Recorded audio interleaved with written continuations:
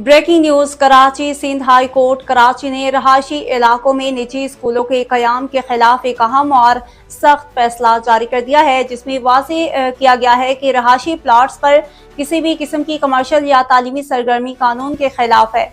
ये फैसला case number CPD 133/2022 में सुनाया गया, जिसकी समाअत 15 जनवरी को जस्टिस आगा फैसल ने की। यह मुकदमा PCH कराची के ब्लॉक 6 में वाक़या एक रहायशी प्लाट पर कायम स्कूल के खिलाफ दायर किया गया था, जहां इलाका वकीलों ने मौक़िफ़ इख्तियार किया कि रहायशी इलाकों में स्कूल का क़याम न सिर्फ कानून के खिलाफ वर्जी है, बल्कि इससे ट्रैफिक का मसाइल, शोर शराबा और माहौलियाती आलूदगी जैसे मसाइल भी पैदा हो रहे हैं।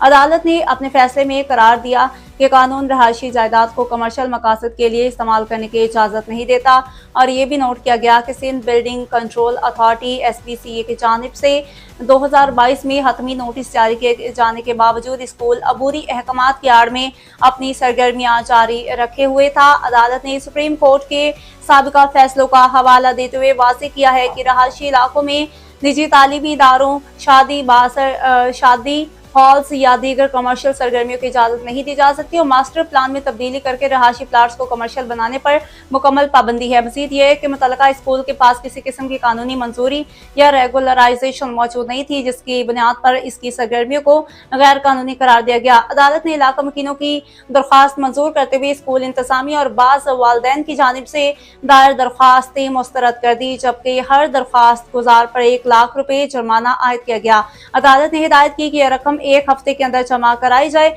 बसूरत दीगर इसे सरकारी वाजिबात की तरह वसूल किया जाएगा।